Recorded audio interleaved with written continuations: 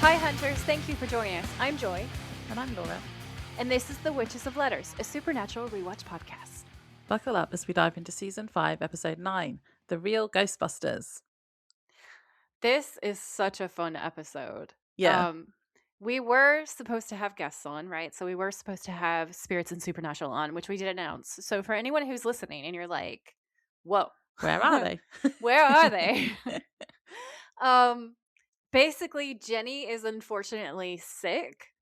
So you guys should all go message her and tell her to get well soon. Yeah. By the time this episode drops, I'm sure she'll be all better because it'll probably be like another week or two later before it comes out.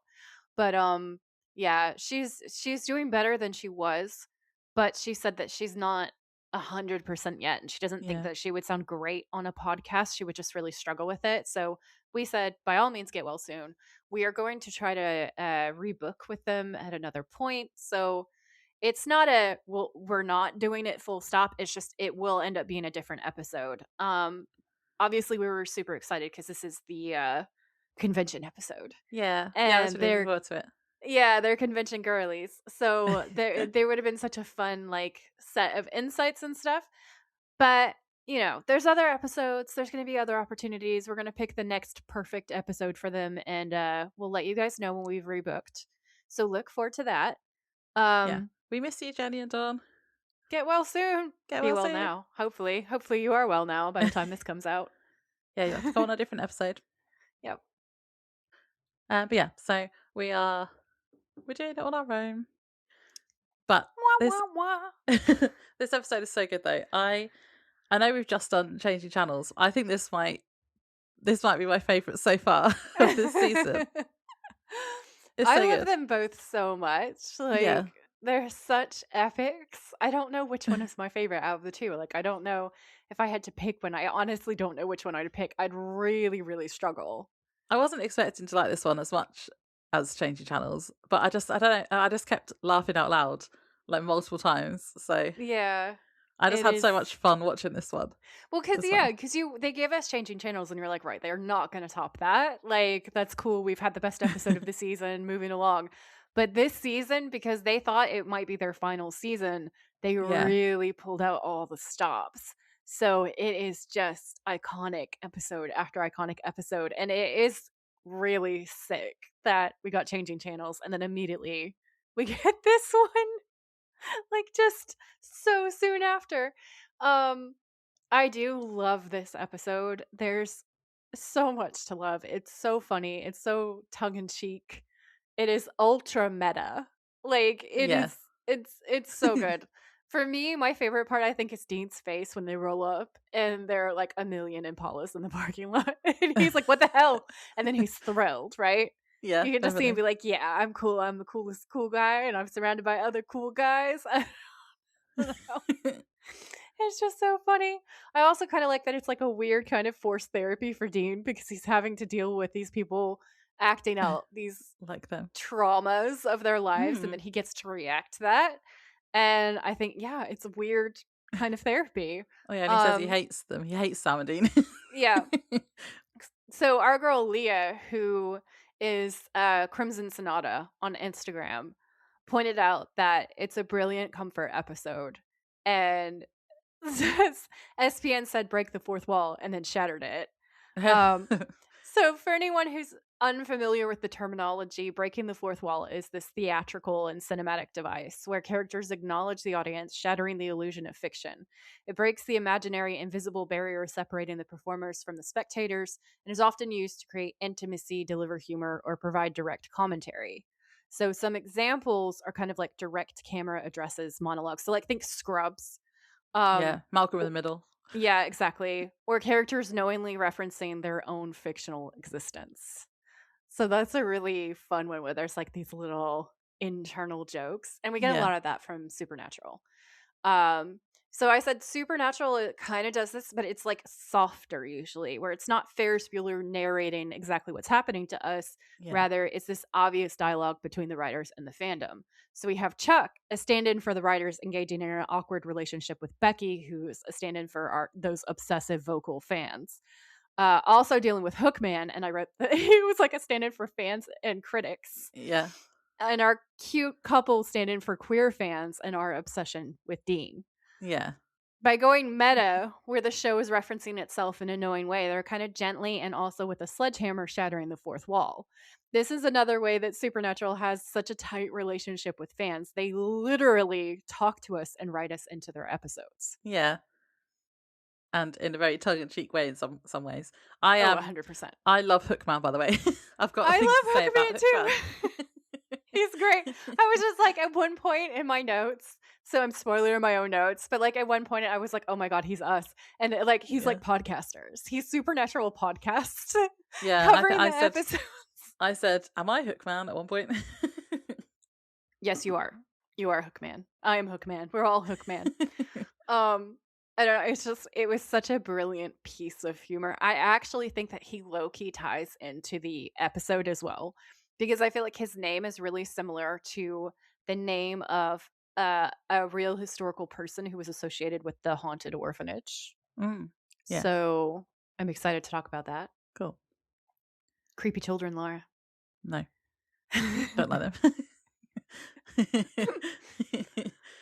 I had a fun fact about the location. Ooh. So the episode was filmed at the Stanley Park Pavilion, which was a former concession stand originally built in 1913. And this was on IMDb. It says it has since been expanded and was renovated in 2014, and it can be rented out for banquets, parties, weddings, and of course film shoots. So you can have your wedding add there. it to the road trip. Yeah. We could go there and just be like, this is where this episode was filmed. If I lived in Ohio, the number of Supernatural related stuff, like Jenny and Dawn really should have been on this episode for real. Yeah. Like, if I lived in Ohio, I would be all over that map with every single Supernatural related place. I would probably try to start my own Supernatural theme park. I feel like when we do eventually go on our road trip, we're going to be spending a lot of time in Ohio. We're going to spend a lot of time in Ohio for sure. Ohio it hit so many times in so many episodes. I wonder if it's the state that they went to the most. There's that map somewhere that some genius put together with like the number of times they went to each state. And I feel like Ohio is one of the ones that has like a lot. Do you want to give us the synopsis? This is season 5, episode 9, The Real Ghostbusters. The original air date for this episode was November 12th, 2009. Sam and Dean turn up at the first annual Supernatural convention when Becky messages them as Chuck, asking for their help. During the convention, there is a simulation of a real hunt, but based on the real story of Letitia Gore, who is said to have butchered 4 little boys in the building 100 years ago. Sam and Dean have to investigate the real case, amongst all of the LARPers pretending to be them, and they discover Miss Gore wasn't the issue when they burn and salt her bones and discover that she was actually the only thing stopping the boys from scalping people, and they are the real villains. 2 of the convention goers end up helping Sam and Dean stop the boys when they team up with them.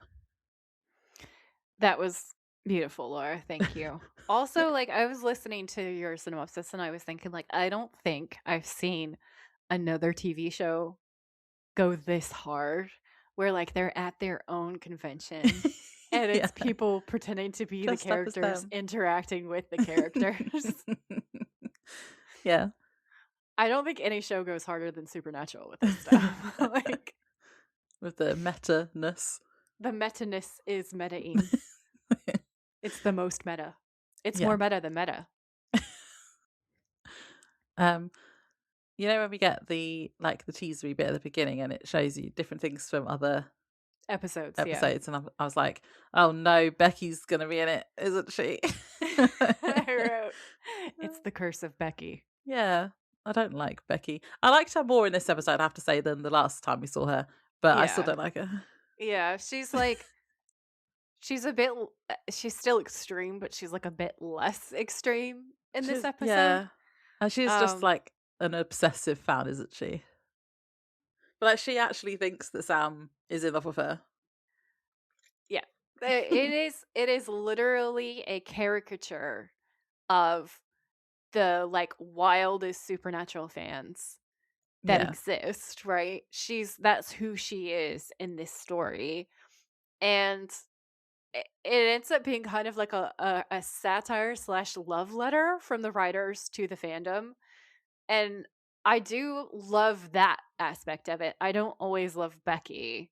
And I feel like Becky represents a lot of the people that you and I have been raging at, because like Oh, the ones that made them get rid of all the the girls. one that made them get rid of all the cool female characters, basically, like that's who she is, and it's super Bloody Becky. clear in this episode that that's who she is. I have a little bit more to say about that later on, but like, yeah. So Becky is not my favorite character. She has some really funny lines in this episode, though. Yeah, she does. Should we jump straight into the first scene? Yeah, let's do it. So Sam and Dean are driving really fast in the Impala, and we know that they're in a hurry because of the music in the background. The music was definitely like urgency music. Yeah. Yeah.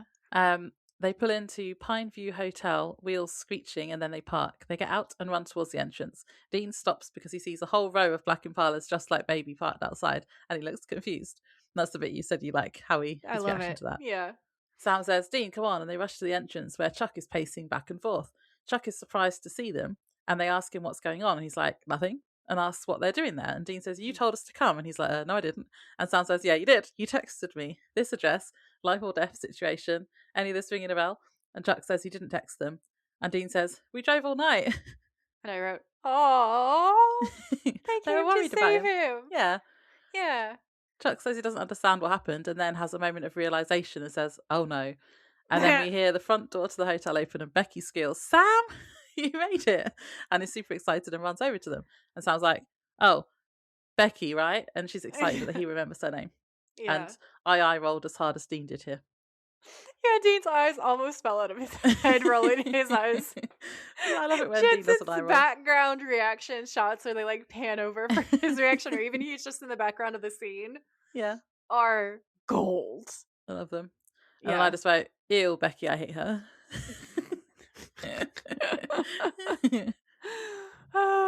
Sam's like, and he starts to say something completely normal, and she's like, it's okay, I can't get you out of my head either. Ugh. And Chuck's like, Becky, did you take my phone?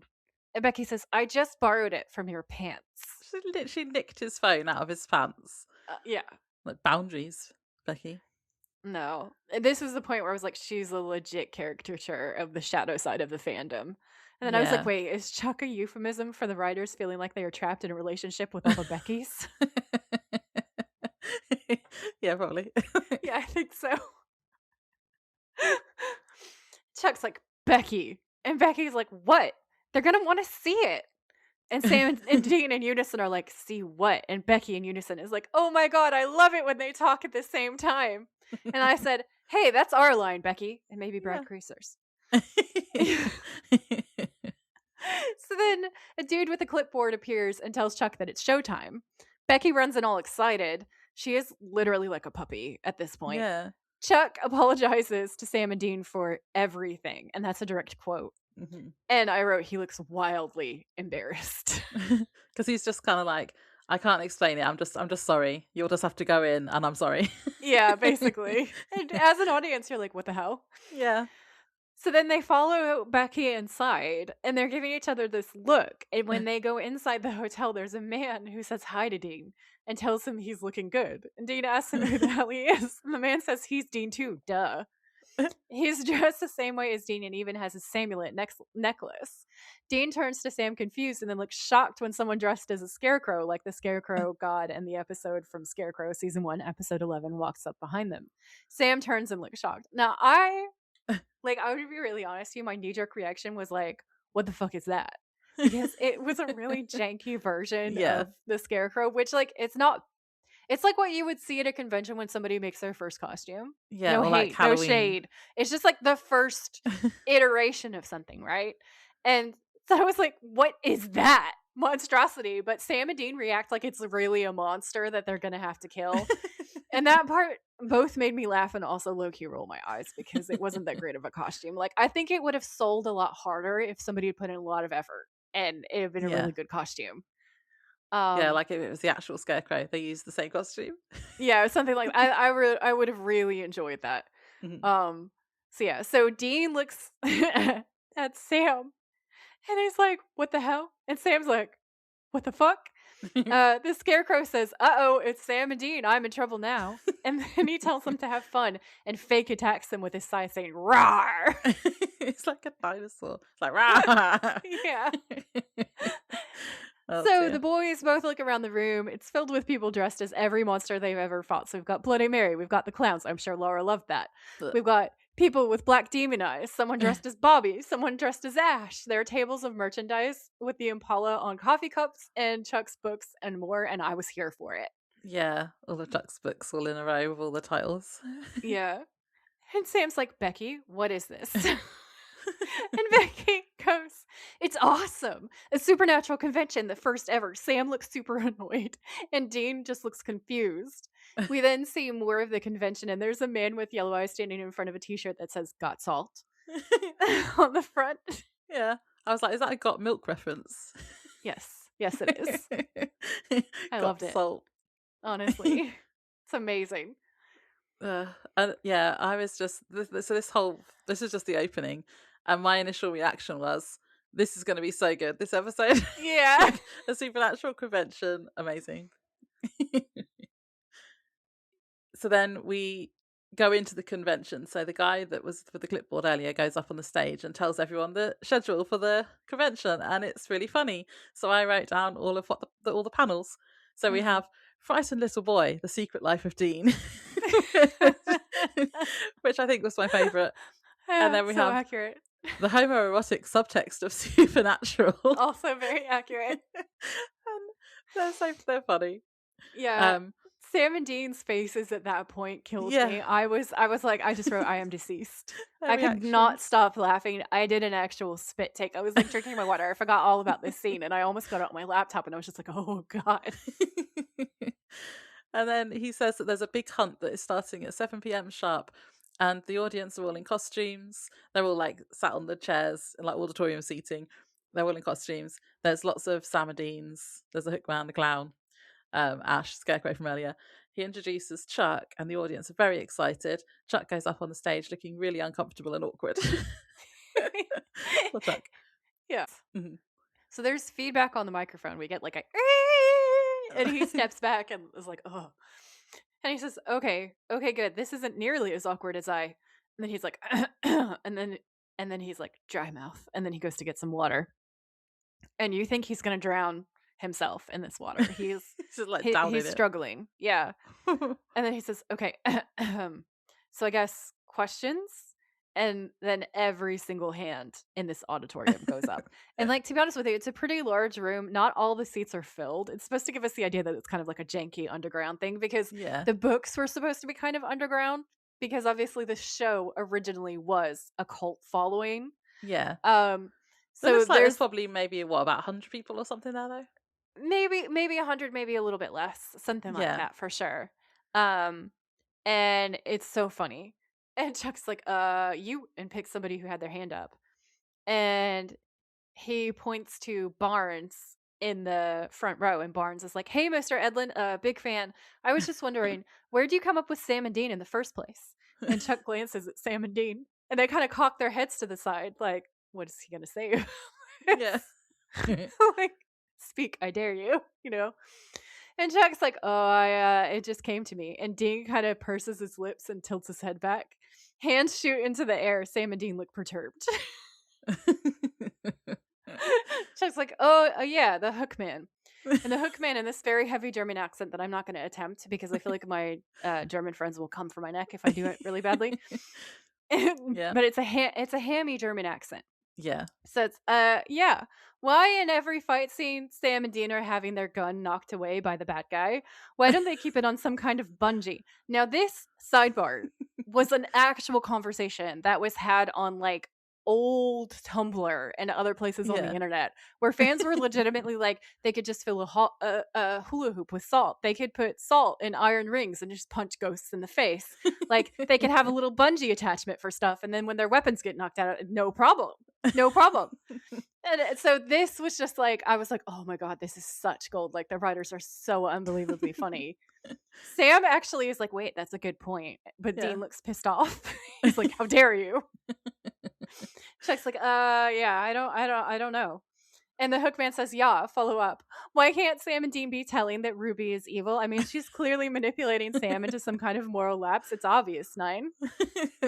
Yeah, I was like, Hookman is asking the questions we all have. Because I thought he brought up some good points. This is what I wrote. The voice of supernatural podcasters, Hookman. He totally is. Really This is why I love him. Now Sam looks super angry. Dean looks thoughtful. He turns to Sam.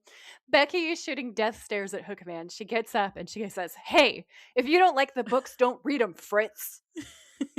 And Chuck is like, whoa, whoa, whoa. It's okay. Next question. Pick somebody else to move on. And the fan says, yeah, at the end of the last book, Dean goes to hell, so what happens next? And Chuck is like, oh, well, there lies an announcement, actually. You're all going to find out. And he looks at Sam and Dean. And they look at him like they're about to start a fight with him, honestly, from the back row. And Chuck is like, thanks to a wealthy Scandinavian investor, we're going to start publishing again. And everybody loses their shit. Becky has lost her mind, okay? And the screaming that is coming out of her mouth looks like it is making people's ears bleed. It's so funny. And yeah. Yeah. Sam and Dean look really pissed off, though. Yes. So they're like, what? They're like, how dare you? So then a little while later, people are milling about in the bar, and Chuck takes 2 cocktails over to a table where Becky is waiting. Now, we learn that this cocktail is called a Yellow Eyes Cooler in a little while, and it's so good. It's bright yellow, and it's garnished with a lemon slice, and it has what looks like a black olive or something in the middle of it. So it looks like an eye, and my initial notes were, okay, this is amazing. I want to go to this convention. I love puns. Yeah, I would also love to go to this convention. I would totally go. It's well good. I would go. I would throw salt at ghost faces. I would flirt with Dean. It would be a great time. I would ask questions like Hookman. Yeah, I would be looking into the history of the hotel. Because I'm a nerd. I'd be nerding out with Sam. We'd be the ones that hadn't helped them later. Exactly.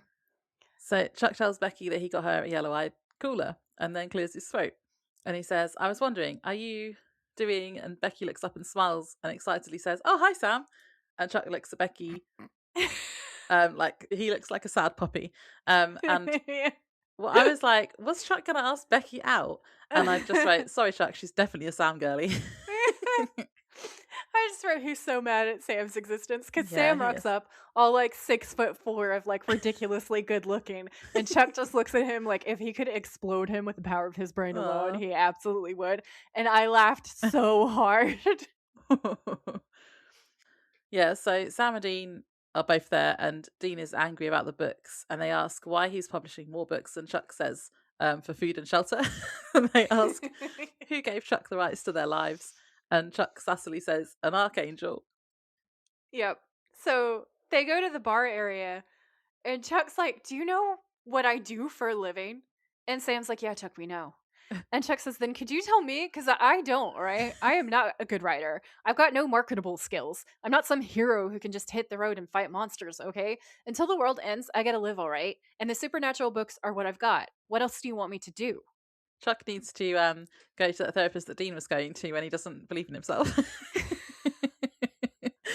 Have like an archangel transport him to an alternate world where it's like, actually, your life is awesome. You could be working in corporate America. So as they're talking, a woman screams from somewhere in the building, and Sam and Dean rush towards the sound. Chuck tries to call them back, but they're gone because he's clearly going to be like, "Whoa, it's a LARP," but they're out of there. Well, they think someone's in trouble, so they're like the heroes, aren't they? Yeah. They run upstairs where a woman is dressed in a very stereotypical maid costume and tells them that she saw a ghost. Then a load of other guests appears, and one says in a very deep fake voice, "A ghost, ma'am. Could you tell us what it looked like?" And Dean's like, can you leave this to the grown-ups, pal?"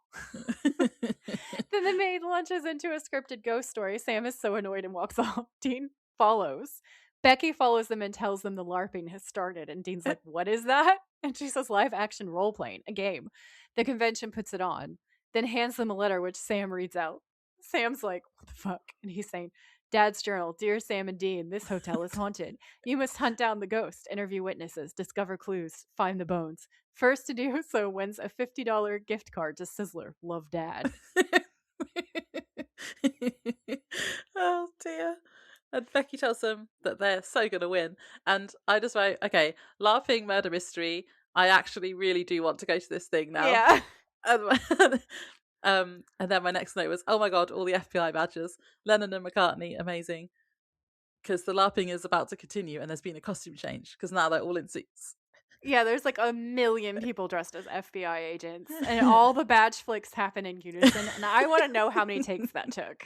That was so good.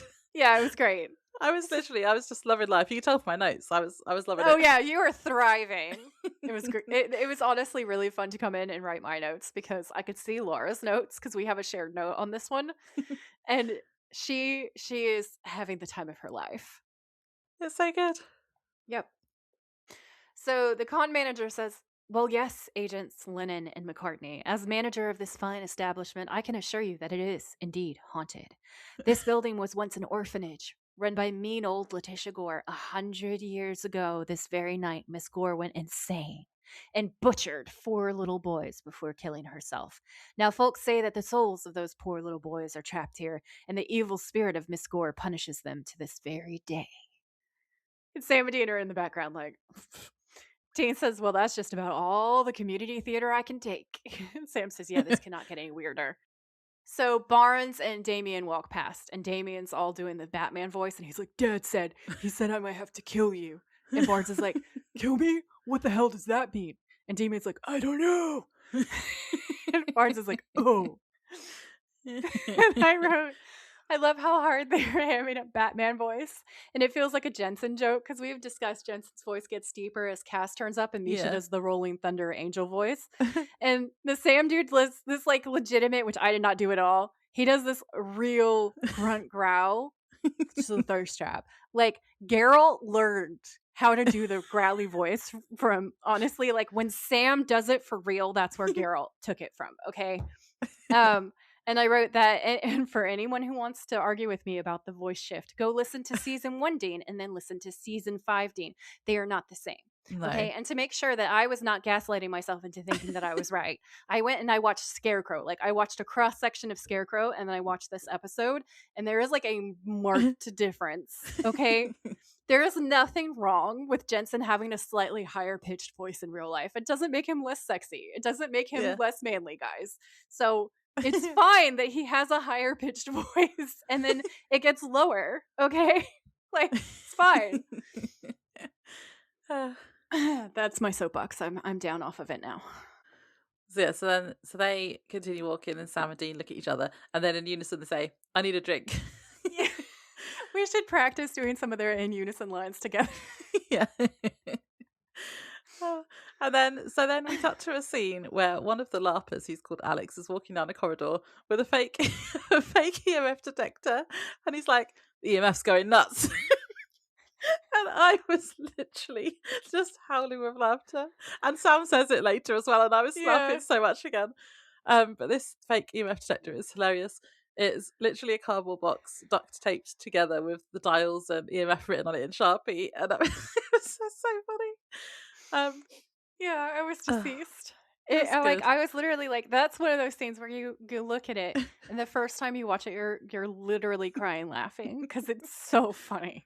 It's exactly what they say all the time. Yeah. Well, what Sam says all the time. Exactly. So then a woman dressed as Letitia Gore jumps out at him and he's like, "Woo, I'm mean old Letitia Gore." They buried me in the basement. Woo. She sounds like an actual ghost, like woo. Yeah. He then shoots her with a Nerf gun and she says, "Ow, you got me." And then Alex gets annoyed and tells her she's supposed to vanish, and she's just like, "How am I supposed to vanish?" And then he just shrugs like, "I don't know, you work out." Yeah, honestly, the way he's like, that's your problem. I don't care how you're supposed to have suddenly superpowers. My job was to shoot you. Your job was to disappear. Yeah, I don't know if he thought they were going to install a trapdoor special everywhere so that anytime a ghost is shot, they can just disappear. I don't know what the fuck he was thinking. It was so funny, though. So, fun fact, this actress is a screen queen. So, this is doubly funny because Yankee Crystal Lowe is a Canadian actress. I think now she just goes by Crystal Lowe.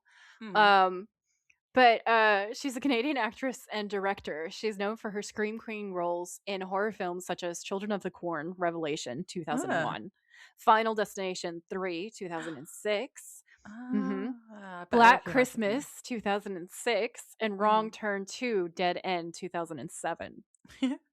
Pretty sure I've seen all of those. I didn't Yeah. recognise her at the time, but I would have definitely. I bet if I watched Final Destination 3 again, I'll be like, oh, yeah. Yeah. Because I was watching the episode and I was like, I know her. I know her and I know that I like her. And what do I know her from? So I Yeah. checked her IMDb page and I was like, oh, it's because she was in all of the 2000s remakes of like the classic horrors. Yeah. There's so many people in Supernatural where I'm like, I know them from stuff. Actually, It's the double. Barnes. I know Barnes and Damien as well. They were definitely from. Well, Damien is in Home Alone. I did recognise him, but Barnes I has been in loads of lost stuff as my well. mind when you indirectly told me that through the notes. I was reading the notes and I got to that part and I was like screaming, "Oh my god, it is!" And I was like losing my mind. But it's like the double joke of her playing this character who's playing this scary mean ghost horror character, but Yeah. she's in real life already a horror actress and has Yeah, done that's all of good. these big roles. It's just, oh my god, it's so meta. Yeah. They are good at casting on Supernatural because They're even like I say, incredible. there's people who are already famous and you recognise them and you're like, oh yeah, and then like even at the time there would have been, and then there's Yeah. people that went on to become really famous and you're like, oh, It's you, a tiny baby you. Yeah, it's so much fun. So then Alex is now walking down another corridor on the phone to A. Dean, telling him that he'll see him in 5. There's a flash and a little boy appears behind him and says, help us. Alex turns to look at him and the little boy says, help us. Miss Gore won't let us have any fun. Alex says, this is part of the game, right? But then the little boy disappears and Alex gets really scared and he shouts, holy mother of crap, and runs around the corner. He then stops and regains himself and decides it must have been part of it.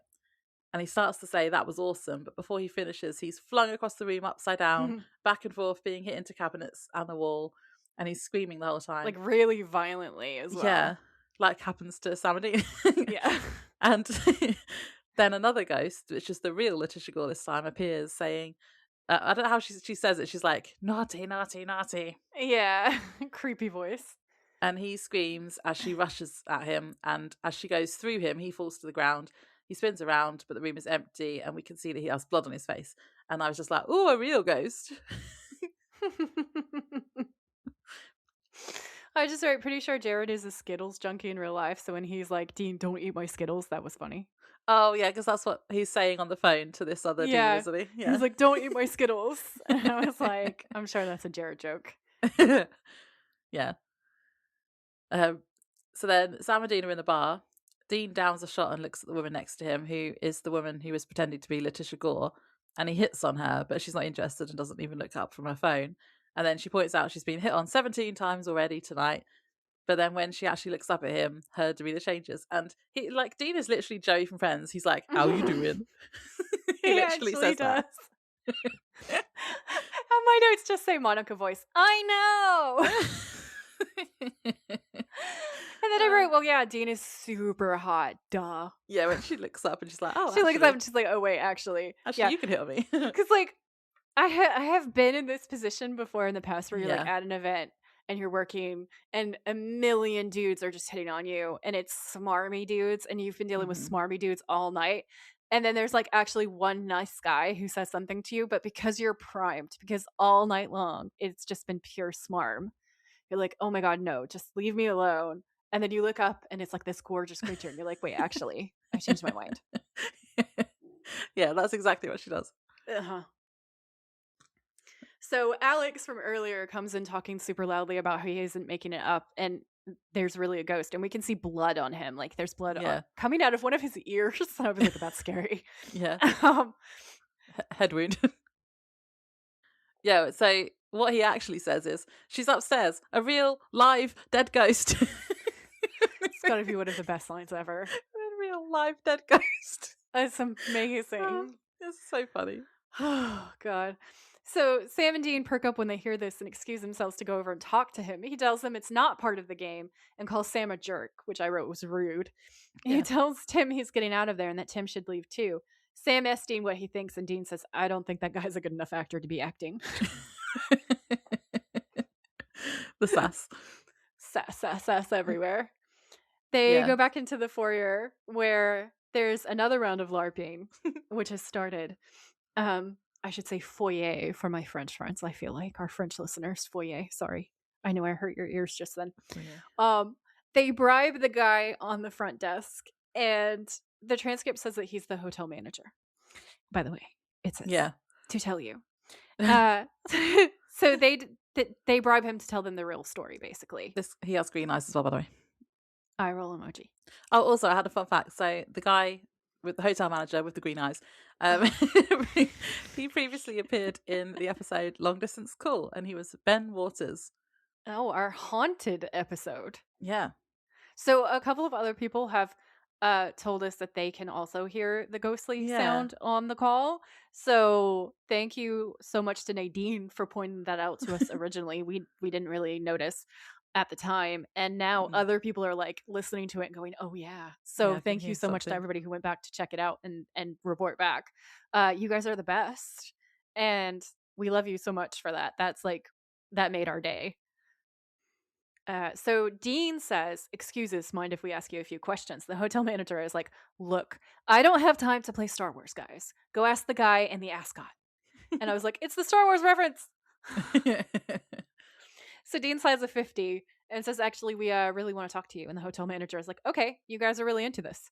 And Sam says, you have no idea. And he says, what do you want to know? And Sam says, all this stuff they're saying, this place being haunted, Letitia Gore, is there any truth to it? And the hotel manager says, we generally don't like to publicize this to normal people. But yeah. In 1909, this place was called Gore Orphanage. Miss Gore killed 4 boys with butcher knives and then offed herself. And Dean's like, and tonight, is that really the anniversary? And the hotel manager says, yeah, I guess your convention folks wanted authenticity. And Sam asks if there's been any sightings, and he says, yep. Over the years, a few maids have quit saying they heard the boys or saw them. A janitor even saw Miss Gore once. And Dean says, where did Miss Gore carve the kids up? And the hotel manager says, look, I don't want you stomping all over the joint. A lot of this place is off limits to nerds. And Dean slides another 50. Yeah. And he says, the attic. So as they're talking, the 2 other men, being Damien and Barnes in the background, are listening in on their conversation, but Sam and Dean don't notice them, which is extra funny because you've got Sam and Dean, and then you've got fake Sam and Dean immediately behind them, watching the whole thing go down. Yeah. And I found a fun fact that says the story of the Gore Orphanage is actually like a real legend from Northern Ohio, a local legend. It actually is, and this is where I drop the lore, my friend. So I'm going to give us a kind of like shortened version of the entire story, which I found on, I shit you not, the Vermilion, Ohio tourism page, like their tourist board. So that's who put this out. And because there's violence to children, I've decided to like really summarize it and not go into detail. Because it is super, super creepy and dark. Yeah. For anyone who wants the entire story, the full historic like record article that they've put out is available in the link in my show notes. But I'm going to summarize things because it's so horrible. Like this one's really, really, really dark. So trigger warning. If you guys go and read the full article, there is violence against children. There's descriptions of the things that happened to the children while they were at the orphanage. And there's also the description of like violent deaths of children. So I'm just going to put this trigger warning here for anyone who decides to go and read the actual full article, because I was reading it and I was like, oh my God. And then I was like, I don't think I can read this on the episode. I think this is too dark. So did you tell me, is Eric Kripke from Ohio as well? Yes. So I wonder if he like knew it because it's a local legend, and then that's why he was. So much detail in this episode. Yeah. Like the whole 1909 thing. There were even teenagers in 1909 who were going there, like daring them to go into the abandoned mansion. And it's just like the more you read into it, the weirder and the creepier and the spookier this whole thing gets. So I'm going to go ahead and start peeling back the layers of this onion. So. For over a century, visitors to Gore Orphanage Road have reported strange experiences of glowing lights, apparitions, and chilling cries of unseen children. The area is said to be one of the most haunted locations in Ohio. Despite the inaccuracies of the Gore Orphanage legend, the true tale of the institution and the Swiss Hollow Mansion are more haunting than fiction. And like I said, that was written by the Tourism Board of Ohio. Ohio said this. Ohio was like, actually, the true story is way worse. They're just leaning into this. From what I know about Ohio, it's like pretty haunted, isn't it? Like a lot of it. Very So they haunted. must just be leaning into it at this point. Yeah, I feel like that, but also there's a part of me that's like, there's only two directions that you can go in with this, which is like to try to bury it and be like, no, it's not real. But the thing is there's obviously historic documents, so it clearly is real. So they were like, well, we're just going to lean in instead of leaning away. So the actual site is the Vermilion, Ohio Gore Orphanage, but it was actually called the Light of Hope Orphanage. It was established in 1902 by a religious zealot named Reverend Johann Sprunger. And Johann Sprunger is who I think the German Hookman is a little bit of a joke about. So Johann Sprunger and his wife Katharina moved to the Vermilion area after their former orphanage in Bern, Indiana, was destroyed by a fire. Now hold that fact under your hat, because things start to look a little bit dark the further down we go when we consider that fact. 3 orphan girls were reported to have perished in the original Light of Hope fire. So they name all of their orphanages Light of Hope. If you think that has a culty ring to it, it absolutely does. He tried to establish his own little cult community. Yeah. 2 of Sprunger's former Indiana businesses also ended mysteriously in fires. So the new orphanage site just outside of Vermilion consisted of 4 sets of farm buildings and covered 543 acres. An abandoned mansion was also located on the property. Before its abandonment, mysterious rituals and seances were said to be held regularly in the secluded mansion home, conjuring up the spirits of deceased children. The ghosts of children were said to appear frequently at the seances held in a special room of the home. Ooh. Mm-hmm. Now then, when the orphanage actually gets established, they didn't actually have that in the orphanage, but the haunted mansion was on the same site as the orphanage, but just separate buildings, right? Yeah. But what started happening was the orphans started running away from the home, often actually going so far as to wade through the Vermilion River to escape from Vermilion. The children told horrific stories of abuse, neglect, and slave labor. An investigation was conducted, but because the state of Ohio had no laws or regulations pertaining to the operation of such institutions, nothing formally could be done about the conditions at the orphanage. The Sprungers admitted to much of the allegations against them, so they were just like, yeah, we did it. Yeah. Paranormal investigators say the ghosts of Gore Orphanage Road may actually be esoteric imprints, kind of like a snapshot in time. Frequently, violent or traumatic events seem to release an energy that imprints on the action, place, or object. In this kind of haunting, incidents repeat themselves like a videotape rewound and played over and over. These hauntings can be seen, heard, felt, or even smelled. Tragic imprints can even relocate themselves to other areas of high paranormal energy. Reverend Sprunger's body was buried in a cemetery in Indiana, but some say his soul still wanders the grounds of the Light of Hope religious compound that he founded in Gore Orphanage. Katharina Sprunger moved back to Indiana in 1916 and never returned to the area. Ghostly apparitions, balls of light, haunting screams of children, and visions of fire have been reported by many visitors to Gore Orphanage Road. Oh, that's spooky. Mm-hmm. Many claim to have found the dusty fingerprints of children when returning to their cars. Whatever the true story of Gore Orphanage, there's little doubt that it has well earned its reputation as the most haunted area in Ohio. Yeah, it sounds it. That's really spooky. And like I said, like the full article is so much scarier. Yeah. So yeah. Like the true crime part behind it. The true crime part behind it is really scary. So it is there for the true crime people who enjoy true crime. The link will be in the show notes, like I said, but it's just the way it just kept getting spookier and spookier and more suspicious. And I was like, what do you mean there are fires? What do you mean there are several fires? So the violence between what happens in the real version versus the fictional version is different. They borrowed a little bit more from the fictional version than they did what really happened, but there's definitely elements of that because the lead into the Letitia Gore story is that she's the villain, she's the bad guy, and then we find out later that she's not. Now, obviously, the children weren't the villains in the real story. Sprunger was. But what's interesting is that we don't know anything about Katharina. So we don't know if she was kind of a prisoner in this marriage. But we do know that the children who were remaining, she took back with her to a second location and continued to raise them as if they were her own children. I didn't see any reports from anywhere else saying that those kids met with any particularly ill fates, which makes me wonder if he was the problem and she was kind of not really the bad guy, like the way that Letitia Gore isn't really the bad guy in this story. Yeah. Obviously, that's just pure speculation, but it's a way in which it could kind of fit the narrative of the story of this episode. Yeah, that's interesting. Horrible, but interesting. Yeah. So on that happy note, back to the episode. I don't want to put that on the road trip because that sounds scary. Yeah, it's pretty terrifying.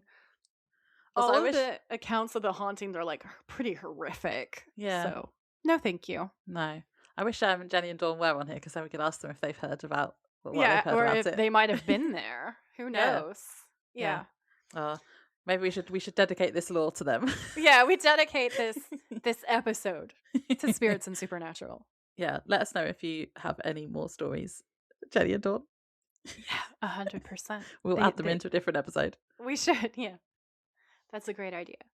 Also, any listeners from Ohio, because we've got a bunch of listeners from the U.S., go ahead. If you live in Ohio and you've got a haunted story, throw that in there as well. We could do a Haunted Ohio episode. Yeah, send us an email. So the hotel manager's told them that the attic's haunted, basically. Mm-hmm. And they go up to the attic, and Sam has his trusty EMF detector, which starts beeping. And do you know what he says, Joy? Yes, I do. Do you want to tell them? EMF's going nuts, just like Alex did earlier. Oh, it's amazing. That's so good. Dean says, "Great, we got a real ghost, and we got a bunch of dudes pretending to be us poking at it." And Sam's like, "No way, this ends well." And Dean says, "Yeah, well, serves him right." And Sam's like, "Dean." And Dean's like, "I'm just saying." And I keep looking. And I was like, Sam is like, "Have a heart." And Dean's like, "No." No, not. I'm with Dean on this. Yeah. So Damien and Barnes walk up the stairs looking for the attic as well. And they're doing really fake low voices, which is hilarious. And this is where I wrote, I recognise these two. And then I remembered, so Damien was Buzz in Home Alone. But I think they've both been in lots of different things as well. Yeah. And I wrote, he's probably looking for his tarantula.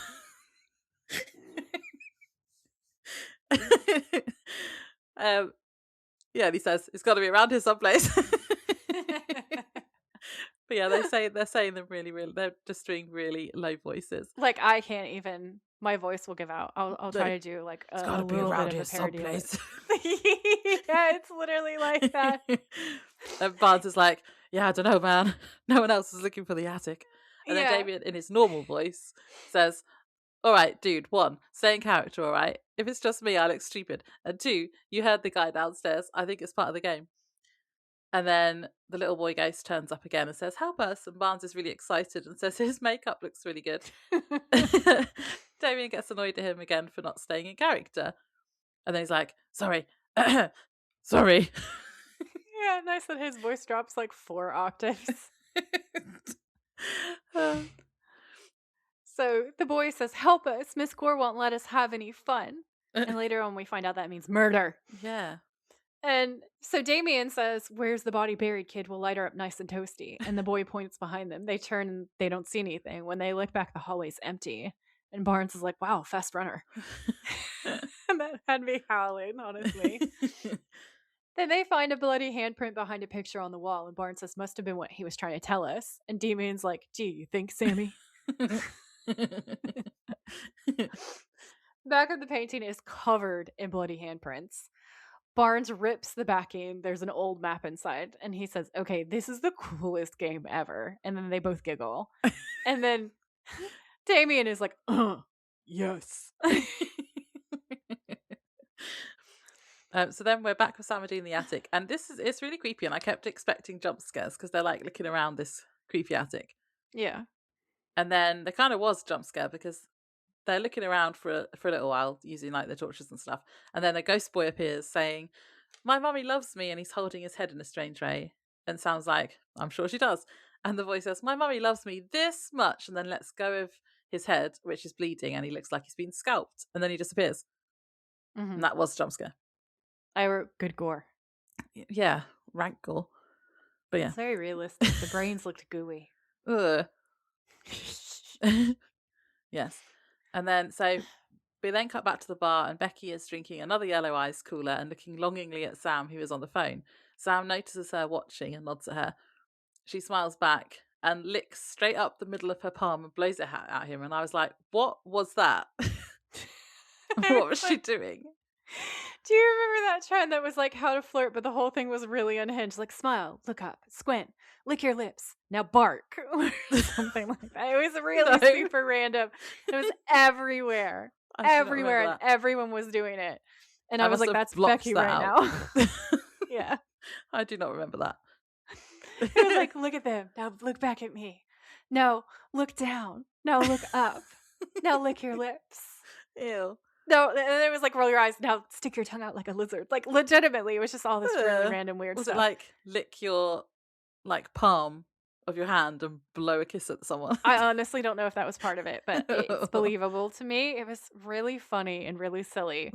And did that ever work Becky. for anyone? I have no idea. Probably I would be not. very concerned if it did. It was all just like in humor. It was a really funny trend. I don't remember that. Well, you didn't watch Supernatural either, so you know. I was living under a rock. Under a rock.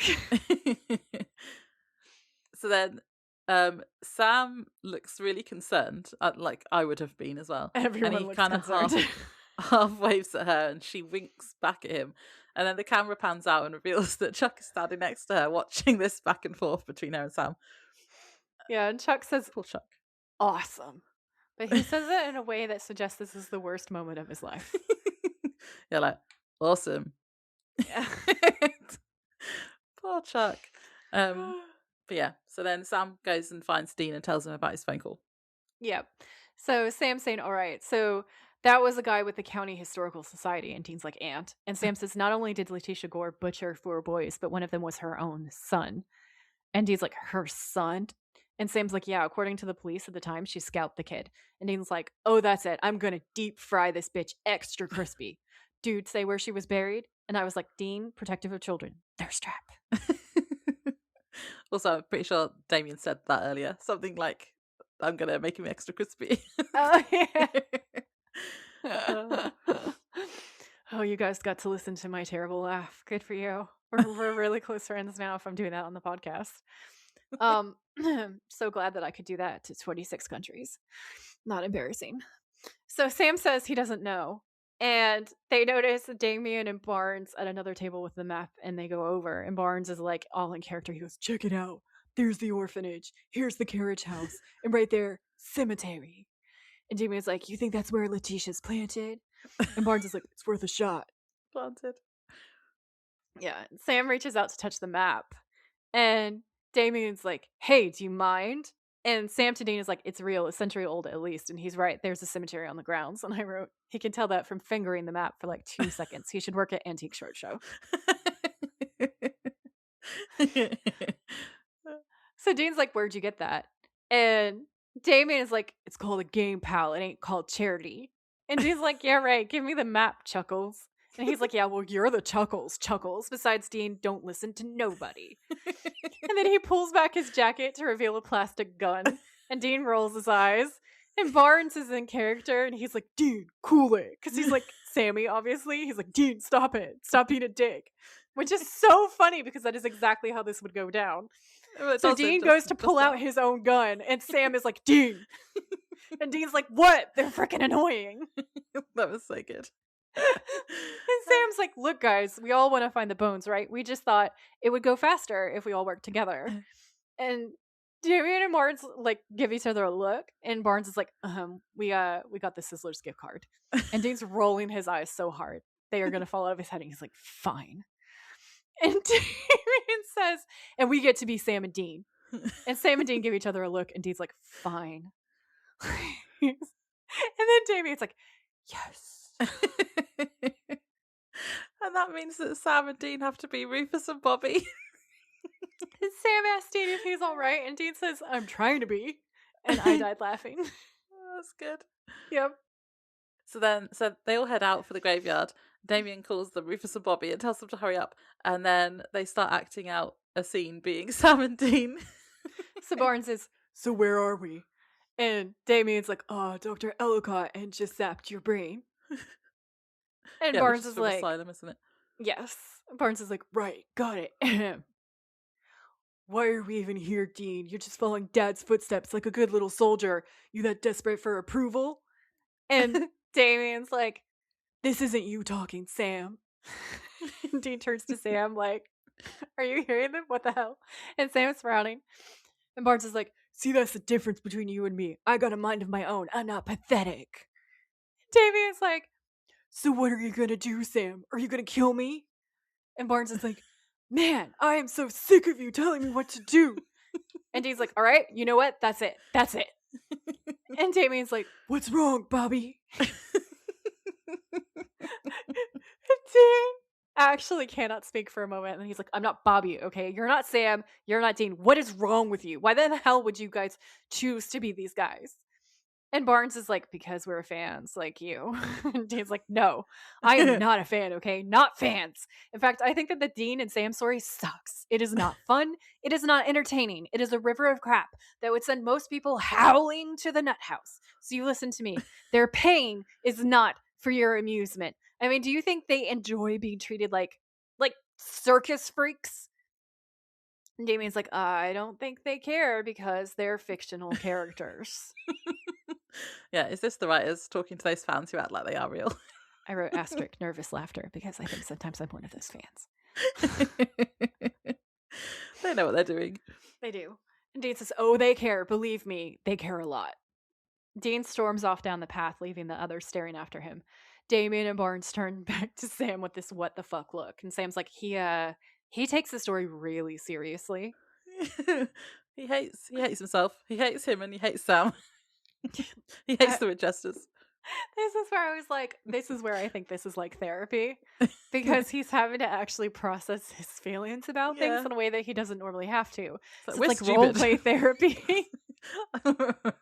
Our lives are stupid. Yeah. Oh dear. Poor Dean. So we then cut to the graveyard and they're all looking around trying to find Letitia's gravestone. Sam finds it and Dean finds the graves of the 4 boys. Dean asks the other 2 what they are doing and they say they're looking for bones because they still think it's a game, and so they think the bones are just going to be like left out around the graveyard somewhere, like an don't Easter egg hunt. Yeah, for them to find really easily. And Sam and Dean prepare to dig up the grave and the other 2 freak out, and Damien is in his normal voice when he sees the shovels is like, wait, are you guys serious? And Dean says deadly, and Barnes is like, we're really going to dig up a grave, we're just playing a game. And Dean tells them to trust them. And I wrote in my notes, are they going to dig a perfect rectangle? Oh, yep, they are. And Sam is and Sam is going to get all disheveled with a shovel again, probably, and then just loads of fire emojis. Yeah. Which destroyed me when I was writing my notes.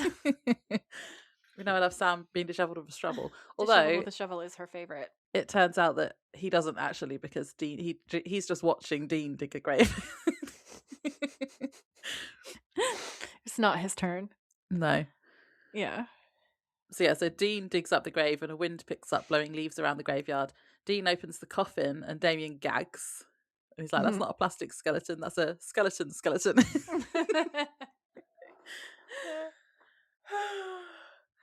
So Barnes is like, you just dug up a real grave. And Dean's like, yeah. And Damien's like, you guys are nuts. And Sam's like, I thought you guys wanted to be hunters. And Damien's freaking out. He's like, hunters aren't real, man. This isn't real. And then they run away.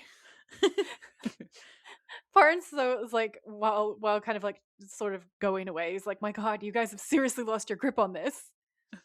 And then he turns back to look at Sam and he freezes. And Sam's like, what? And this is where we see Letitia Gore has appeared behind Sam and Oh. says, naughty, naughty, naughty, but not like that. She says it like, Naughty, naughty. yeah, naughty. like that. The creepy voice. And throws him across the graveyard. So Damien and Barnes scream and run away, but Letitia shows up in front of them. She pushes a hand into each of their chests and they begin screaming even harder. Dean, who's jumped out of the grave and starts salting and burning the remains, looks up from where he was pouring salt on her skeleton and then quickly pours kerosene and reaches into his pocket for his lighter, flicking it and dropping it onto the grave in like 1 single second. Gore screams as she burns up. Damien and Barnes stare at the place where she was, panting. Sam lifts himself to his feet while Dean turns to face Damien and Barnes. He's like, real enough for you? They turn to look at Dean, absolutely horrified. Yeah. And yeah, Dean was hot in this scene when he was like trying to save them from the ghost. It was literally hot. There was fire. That was hot. But he's like doing it really quickly. He's like, quick, I forgot to save them. Yeah. Yeah. It's adorable. But mostly it's a thirst trap. Yeah, it was. Agreed. So then we're back at the bar. So afterwards, they've gone back to the hotel again. Damien and Barnes are drinking shots to calm their nerves and talking about how awful that experience was. Dean comes over and pays for their drinks, saying that the round is on them and they'll see them around. Damien asks how they knew what to do, and Sam says they read the books, and they walk off. And then they walk over to Chuck, who is standing with the convention manager again, and they sarcastically wish him luck with the supernatural books. Dean says, hey, Chuck, good luck with the supernatural books, and screw you very much. And the con manager says, fans of yours? And Chuck is like, I'd say no. Yeah. So Sam and Dean go to the front door to leave, but the doors don't budge when they try to open them, and nor do any of the windows when they try those. And I was like, oh, the doors and windows are all sealed. And I thought it might be the con manager. I was trying to work out who the bad guy was. Like, I maybe, could totally see that. Yeah, that was he my could have initial been thought. Possessed or something. Yeah. Yeah, I thought he was in on it. I wrote, that's weird, definitely. Uh-oh! Yeah. So they then hear a woman scream and run towards her, and it's the woman who is pretending to be Letitia Gore. She comes out of her room and tells them not to go in there, and Dean tells her to get downstairs. Sam and Dean then see the scalped boy again, and he asks them why they sent his mummy away. He's like, maybe because of the high and tight she gave you, huh? How about some thanks? And this is when Sam does the growly ahem sound that I can't even attempt. I don't think I can do it. He's like, I don't know. He's like, I can't do it. I can't do it justice. And Dean's like, well, I'm just saying a little gratitude might be nice once in a while. Yeah, I thought it was funny, Dean sassing the kid.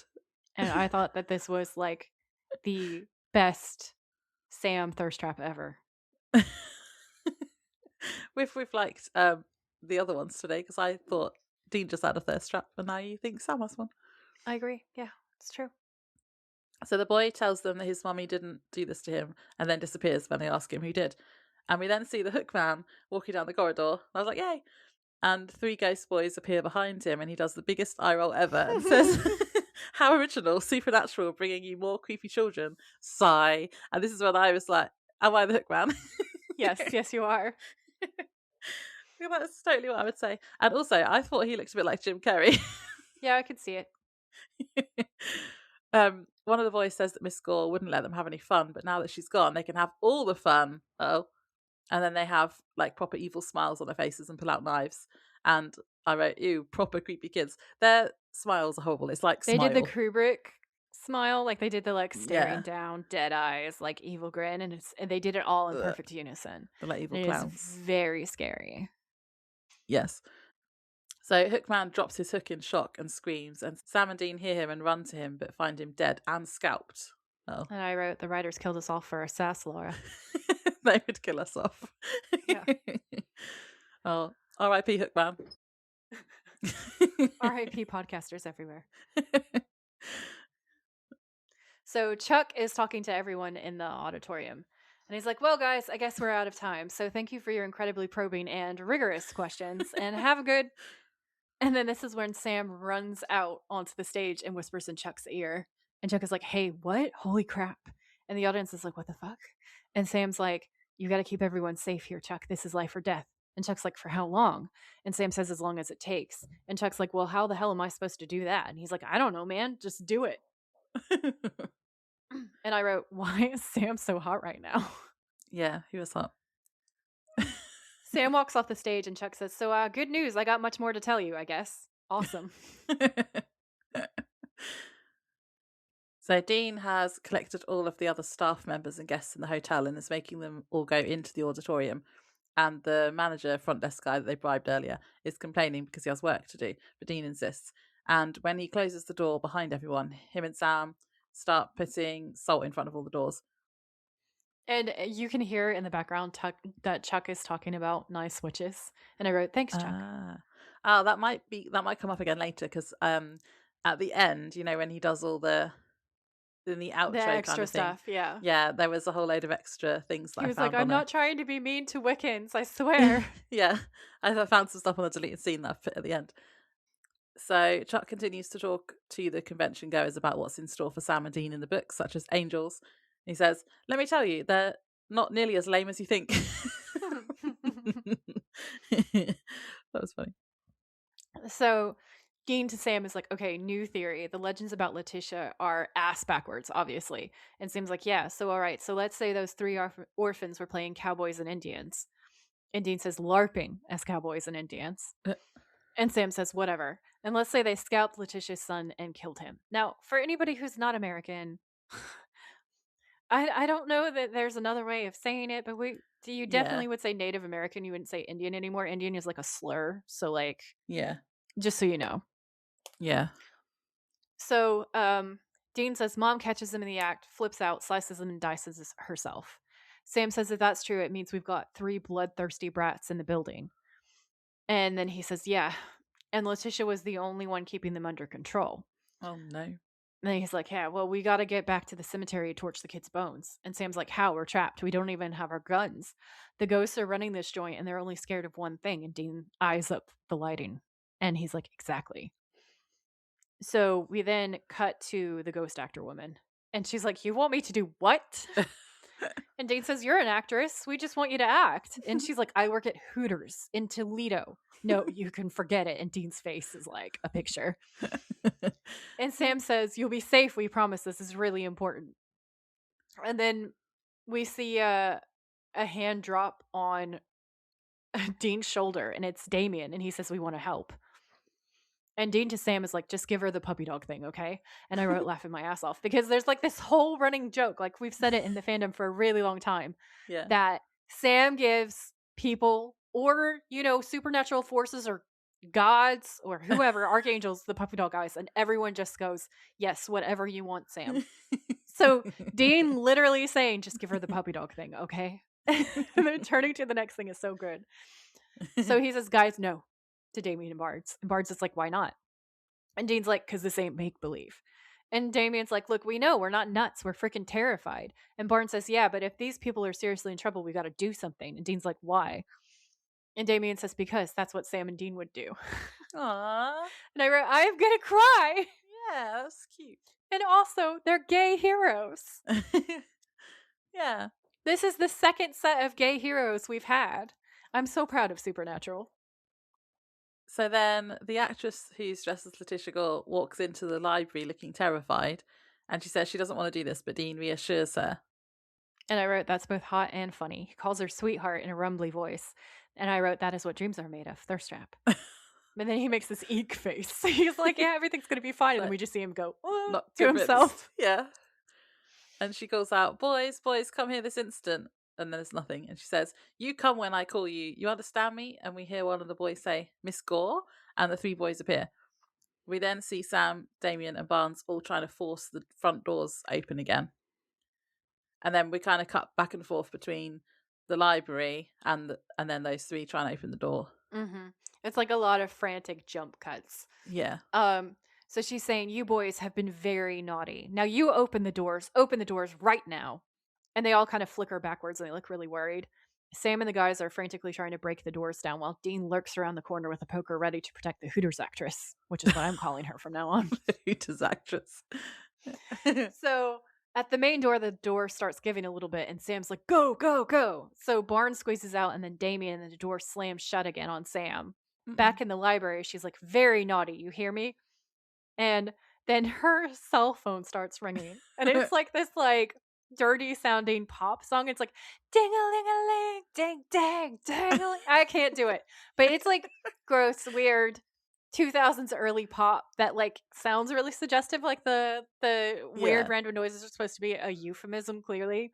Yeah, I didn't know what this song was, if it was an actual song or not. Yeah. So the boys frown and look at each other. Downstairs in the main room, a door slams close. And I wrote, I love that this was why they realized that it's not her, not the fact that she's an entirely different person. And then I wrote, I am Hookman. Hookman will never die. She's completely different. She doesn't look like her, but yeah. They have a fully different like hair color, facial features, outfits. So, but the dead children, you know, they see none of this. They're just like, oh, it is you. Why? I don't know. Eye roll. So Sam's like, damn it. Yeah. So upstairs in the hallway, Dean closes his eyes and bangs his head softly back against the wall. And I wrote hot with like 3 explosion emojis. Because it's that hot guy heroic frustration. You know what I'm saying? Whew. Yeah. And the actress looks scared and slowly reaches into her skirt pocket to take out her phone and kill the music. And the boys stare at her. And then Dean raises his iron bar and comes into the room and says, run. Thirst trap. Yeah, that was pretty hot. Amazing. And the boys then raise their knives and move towards him. And this is why I was like, they are actually really scary, these kids. They are really scary. Those actors are good. Those kid actors, 10 out of 10. Yeah, they were good. So Damien and Barnes are now at the graveyard digging up the boys' graves, presumably to salt and burn them. And Barnes says, oh my god, Supernatural makes digging graves seem so easy. And I wrote, yeah, easy and perfect rectangles, which they are also doing, by the way. I cracked up so hard when I read that. And he says, it's not easy though, and he's going to throw up. And Damien tells him he's not, and they keep digging. I wrote my heroes. Yeah. And then back in the library, Dean is thrown against the wall, and his iron bar slides across the room. It should have been on some sort of bungee. Hookman is Tumblr, and Tumblr is right, is what I wrote. Yes. And the boys raise their knives with evil grins on their faces, and Sam appears behind them, swinging the iron bar at them, dispersing them. And then he helps Dean up, who thanks him. Sam is then thrown against a wall, and we get Dean saying, Sam! Yeah, I love it. I wrote fire emoji, yes. Dean got beat up by 3 half-pint dead kids. Dean, who can kill pretty much anything. Yeah, okay. These kids are like, yeah. I think I write somewhere later that they must be really, really strong. I guess death amplifies the strength of tiny children, because for whatever reason, the tiny child ghosts are always like unrealistically strong. Yeah. Like Dean can go toe to toe with so many scary ass monsters, but you're telling me that a 3-foot child is what takes him down. Sure. Yeah, we're being Hookman again here. We are Hookman. We needed just t-shirts that say we are Hookman. We are Hookman. So then we cut back to the auditorium, and Chuck is now sitting in a chair, and the audience looks bored. It's been going on too long, this convention. You can tell he's kind of spinning out. He's like, let's see, what else? I fell in love for the first time at 16, lost my virginity, actually, but then she went around telling everybody it didn't count. TMI, Chuck. Now, this is a joke that I cannot say, because to explain the context of the jokes, there are some spoilers. So for those of you who are in Laura's position, sorry. For those of you who know what I'm talking about, this is really quite funny. And have you seen the footage of Rob saying this as if it's actually his story at a convention? Because that was like meta about meta. Like, he legitimately quoted these lines to the entire convention. And people lost it. And at the time, I hadn't rewatched the episode in a really long time. So I was like, what do you mean? That's such a weird thing to say. Why would you say that? That's so bizarre. And then later I came across something on like Tumblr about it, like explaining why it was a joke and why it was so funny. And then also the fact that he's like quoting an actual episode. And I went, oh, that's amazing. I wonder if he said any other stuff that I've got at the end. You might be like, oh yeah, I remember that. Yeah. So the hotel manager starts moving towards the door, like he's going to open it. And Chuck's like, excuse me, you really can't leave, please, sir. And he's still kind of nerdy Chuck at this point, right? And the guy ignores him and reaches for the handle, and Chuck is like, don't open that door. But this dude is a douche. Douche. So he opens the door, breaking the salt line, goes to walk out, but jumps back when one of the boys appears in the doorway, grinning evilly. Ew. The crowd gasps and jump to their feet. The boy lifts the knife and slowly steps inside the room.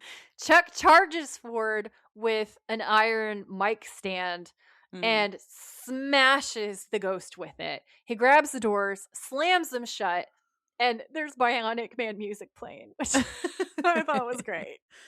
He turns back to the auditorium. He says, I said nobody leaves. Damn it. Now somebody salt this door. And I was like, oh, Chuck, that's hot. Yeah, well, Becky thought that as well. She's watched him with the same glint in her eye she used for Sam. Yeah. Chuck's got Becky's attention now for being all heroic and shit.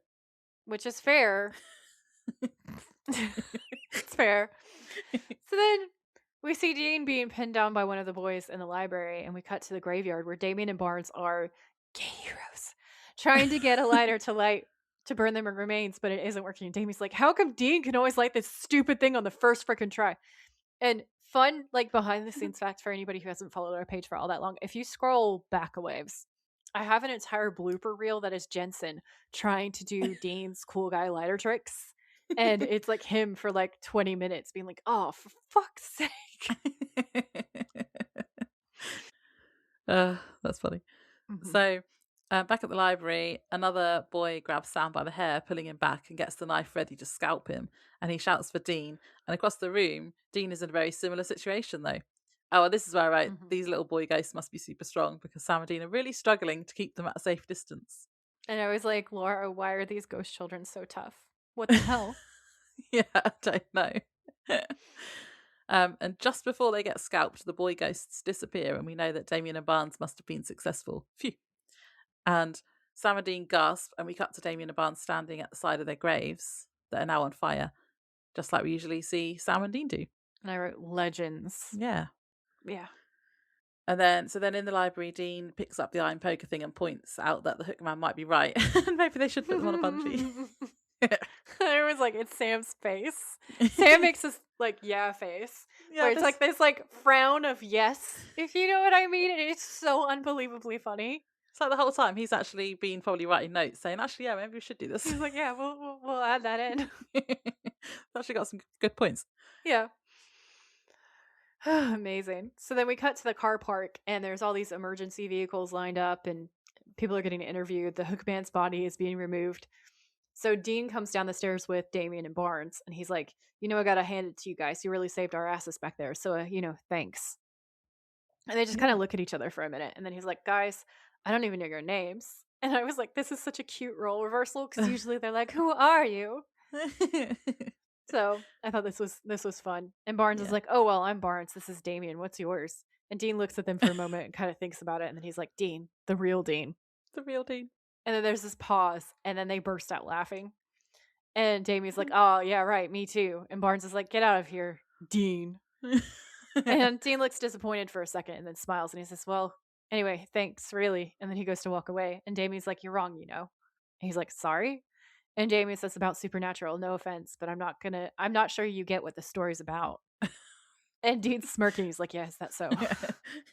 And Damien says, all right, in real life, he sells stereo equipment. I fix copiers. Our lives suck. But to be Sam and Dean, to wake up every morning and save the world, to have a brother who would die for you, well, who wouldn't want that? Aw, that was actually really sweet. I wrote supernatural in a nutshell. The fans save the writers save us. Yeah.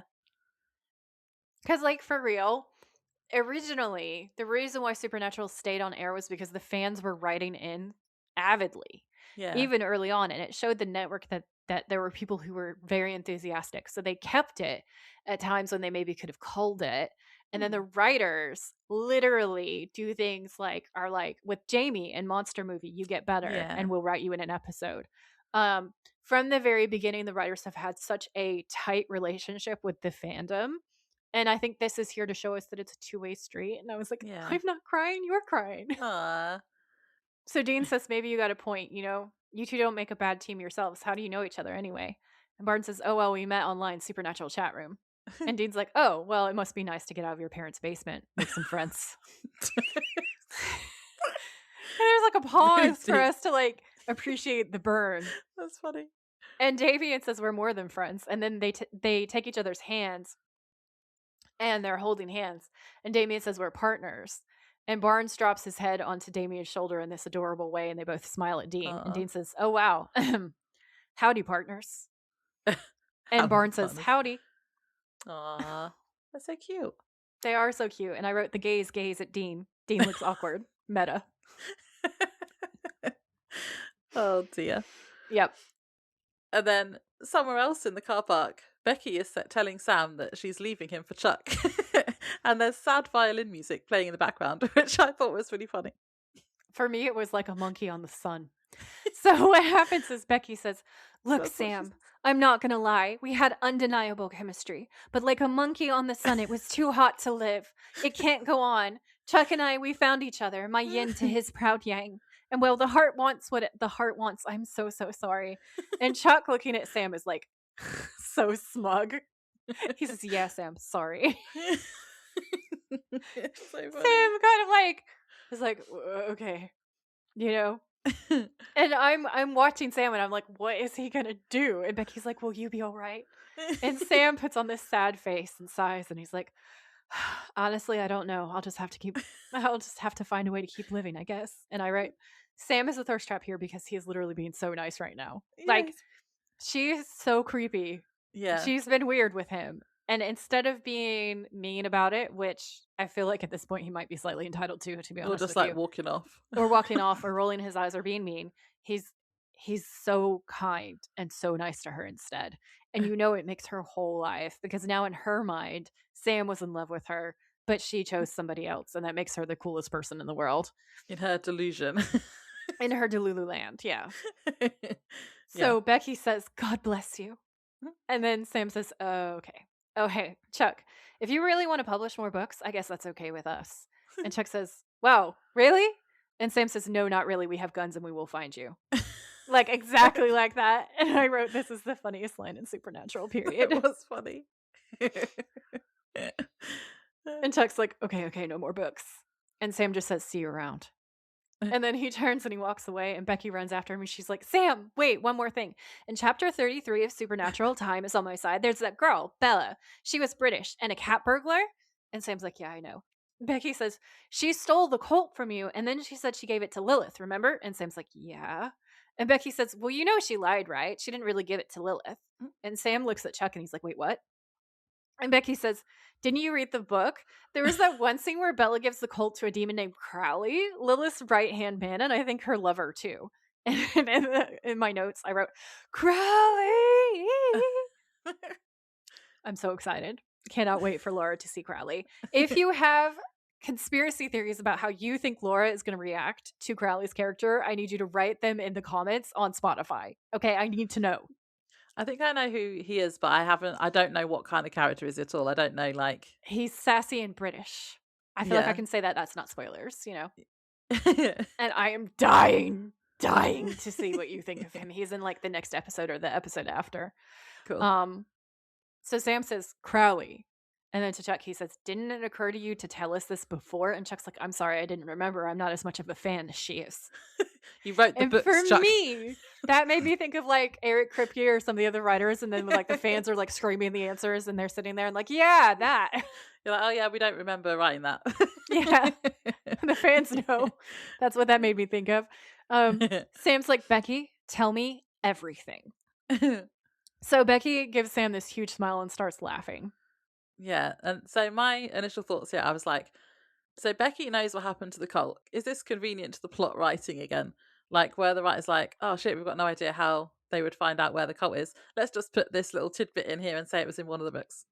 I mean, that's fair. That's a fair assessment. I thought it was like this little love letter, like another little love letter to the fandom, where they were like, listen, we did spend all episode making fun of Becky, but also Becky is still important to us, kind of a thing. Yeah. And I was just like, this is cute. This is really cute, because they're like, oh, the fans. I might also be forgetting, like, because I don't really remember what happened with, because the last we saw Bella was just her driving with the Colt in the back of her car, I think. Yeah. I don't think we saw what she then did with it. No, we don't. So, yeah. And then she dies. Yeah. So we don't know what happened to it. So then we cut to Dean standing by the Impala smiling, and Sam goes over and tells him that he's got a lead on the cult, and they get in the car and leave. And then the epilogue is just another clip of Chuck talking to the audience before, when he was trying to stall them all. He says, like a lot of authors, I started writing because of love. Yeah, I had a huge crush on Nancy McKeon, who played Jo in The Facts of Life. I must have written her like 40 or 50 letters. She never wrote back. I don't think the Benders made flesh suits out of all their victims, maybe just like a couple of scarves. Actually, my favorite movie was Beaches. Hillary and Cece were just so brave, so strong. Sam's like miming cutting his throat here, and Dean puts an imaginary gun to his head, which I thought was funny. And Yeah, it's kind of like it's all filmed like hilarious. bloopers. There's like little beeps in between, isn't there? Yeah, see, they know their audience. Yeah. And then Chuck says, Yeah. the way I look at it, it's not really jumping the shark if you never come back down, you know? That's another reference, isn't it? Yeah. And then basically the special features on the DVD had a deleted scene for this episode, and it was just more of Chuck talking during this scene. So I just thought I'd put those in and tell you what he was saying. And one of them was the witch thing that you said earlier. So I don't know if they just filmed lots more for it and then just Picked the ones they thought were funny. then Yeah. just left the rest. Maybe for some of it was bloopers. cut for time or something. So here are some of the other things that he says. I don't know if I wrote down all of them. So first of all, he apologizes for his depiction of witches in the books. He says, Thank you. certainly, certainly there are a lot of nice witches too. I never meant to offend anyone in the Wiccan community. And then he ruins it by saying something about there's something to be said for a woman who doesn't shave. So he's Mixed kind of feelings says it. about that. Like, I And can't then tell if that's because, like, at the end of the day, there are some Wiccan feminists who choose not to shave, and good for them. You know, mixed feelings on my part. Also, not all witches are Wiccans. Just like there's Yeah. an important distinction to be made there. In TV shows, there always are. As well. They are always Wiccan. Yeah, it's the only kind. He says the reason that Madison didn't grow hair when she turned into a werewolf was because she had mange. So this must be things that the fans have maybe said to them, like, how come this didn't happen? They were being Hookman. Yeah. He says his hobbies are drinking, funny car racing, and macrame. He said his favourite supporting character was Bella, and the crowd boos him. And he then says, duly noted, you don't like Bella. That's definitely a reference. Oh yeah, my note to the is fans. Screaming they killed Bella because of Becky's and Ruby one and Joe, and then I just wrote roar. Yeah. Chuck was on our side. Stupid Becky. Yeah, stupid Becky. He points out the shapeshifter might be able to shapeshift clothes too. That must have been something else people said. And he says that John isn't based on his father, and his father is actually more like Bobby, except he's older, doesn't have a beard, and is gay.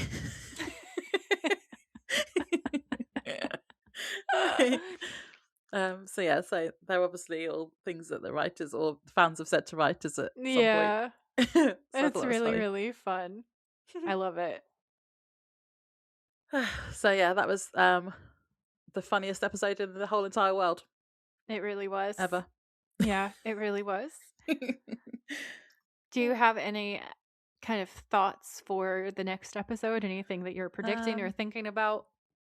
No, it must be main storyline, because the last episode, so this episode is basically what I thought Changing Channels was going to be, just like a kind of silly, goofy episode.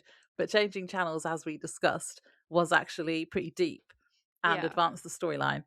And I mean, I suppose in this we've got what happened to the cult, so I guess they're going to maybe track down the cult at some point. Yeah. Go after Crowley. And yeah. Are you excited, like on a scale of 1 to 10, how excited are you to meet this new character? Yeah, I'm excited. I like new characters. I'm so excited. How do you feel about a British villain as a British person with a British accent? Yeah, I feel like in TV shows around this time and earlier, if there was a British person on it was always the bad guy. It's true. Like any time you see a British actor on a show as a guest star, 99.999% of the time they're there to be the villain, because like American TV shows and movies love a British accent villain. Just there's something about the British villain that is so sophisticated usually and just adds layers, and we love it. We love it. But yeah, I'm not opposed to it. I don't take offense to it, and I think it's funny. Mhm. Yeah, so I think he'll be a good character. I think I'll probably like him. Yeah, I think that you're gonna love him because he's very, very extremely sassy and very funny. Yeah, we know I love a sassy villain You or sassy, love a just sassy sassy villain. anyone. Yeah. So I'm really, really excited for that. Cool. So moving on to games, we're obviously skipping villain hot or not because that doesn't Yeah. apply to this episode. So we're then going on to episode scare rating. What did you think? It was actually scary and creepy in places like when they're looking around the attic, and I kept expecting jump scares. Maybe I don't know, 5. That's fair.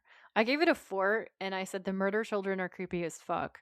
But the episode itself is so funny because, like, the thing is, Yeah. the villains are really scary. There's a little bit of gore. The gore is good.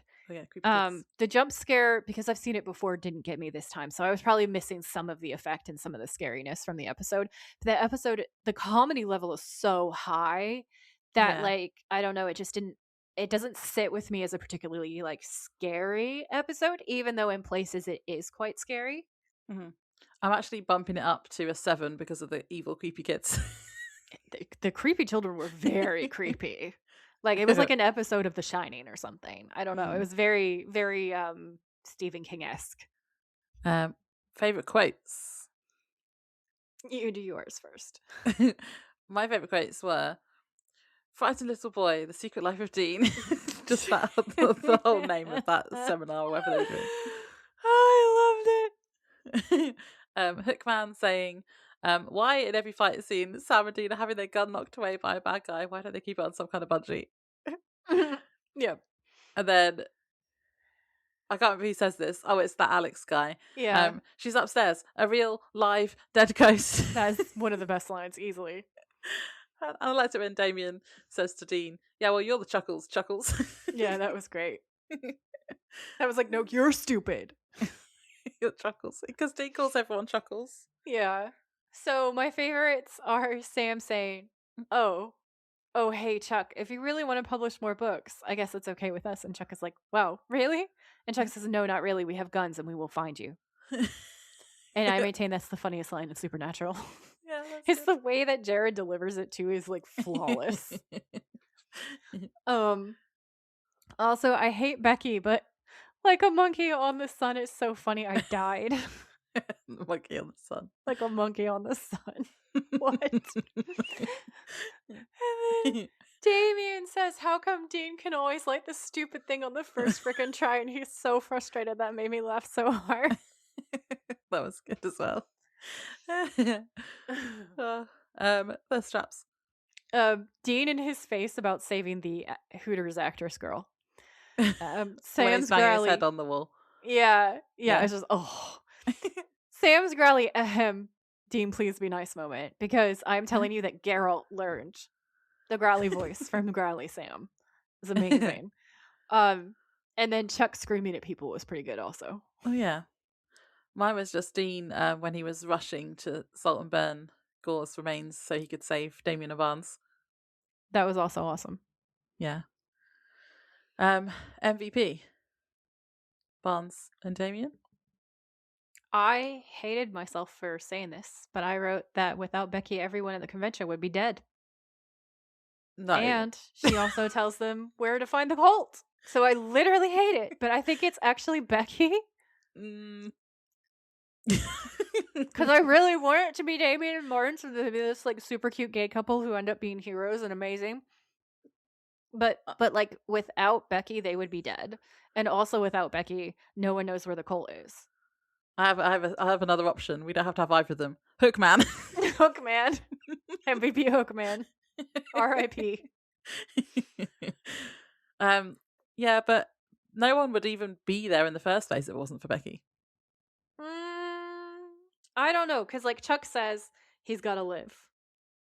So I'm sure that she had a part in like galvanizing this to happen and stuff. But Chuck was like, I have to do this. I found someone to sponsor me. I have to keep a roof over my head. So I think this was more Chuck motivated than Becky motivated. So yeah, like sadly, because she invited them in the first place. It's Becky. Shudders. Motel rating. There wasn't one, but it was like a murder mystery hotel. I liked it. A haunted hotel. I gave it 3.5 because it's clean, but I don't know how I feel about the decor and the murdery dead kids. Yeah, the creepy child ghosts can stay away, but if they're not there, I'd give it like a 4. Yeah, maybe something Or a like 1 that. if they're there. Yeah. Like, I give it 0 stars if they're there trying to kill me with their knives. Yeah. I feel like I would fight them off better than Dean did, though. It just becomes absolutely useless at everything while fighting small children. Do you think that that's because it makes it funnier and amps up the stakes and they didn't want to see Sam and Dean beating up children, even if they're like Evil Dead children? I assume Maybe, that's yeah. why. Like, I Or assume that's just why. When you turn into a ghost, you have super strength for some reason. But the ghosts do have super strength, but I swear to God, the ghost children are stronger than the adult ghosts. Yeah. I'm telling you, man, it makes no sense. I've got to think it's got to be censorship. So that they don't have, like, the scalped child and then also grown men beating up the evil kids. I don't know. That's all I can think of because it is still network TV. Yeah, they can't have them like flying across the room into a wall. Yeah. That's my thought. My only excuse. And if only they had got their iron pokers on a bungee, they'd have just been able to swipe at them. Yeah. True.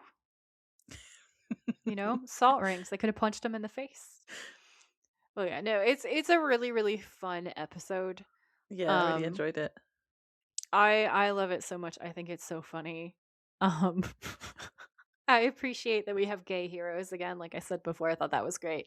I appreciate the way that the writers are directly communicating to the fans about different aspects of the fandom and making it the entirety of an episode.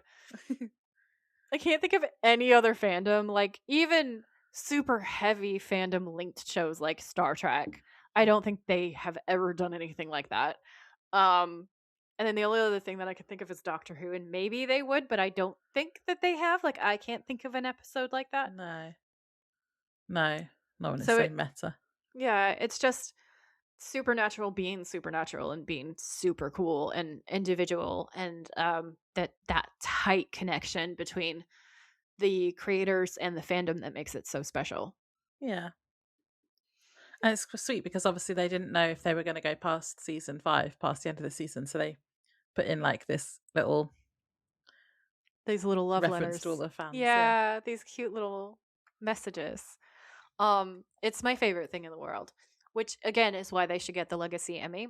Just a quick reminder that the SPN verse and Nessa Cult are actually running a campaign to get Supernatural a Legacy Emmy. So please do go and look at their page and check that out. And basically a lot of the strategy is on their page. Like if you go onto the SPN verse, I think I said the SPN verse.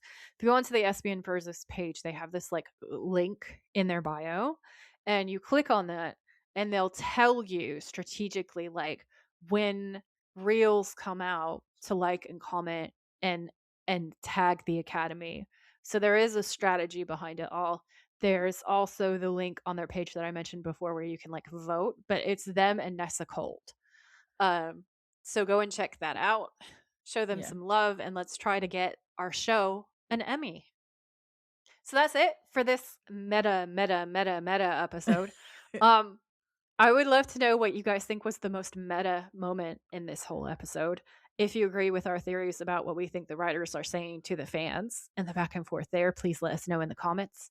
You can always reach out to us on Instagram in the DMs or on the Spotify comments. Those are the places that we check and respond to the most. And thank you so much for tuning in, and we will catch you in the next episode. Yeah. Bye. Bye.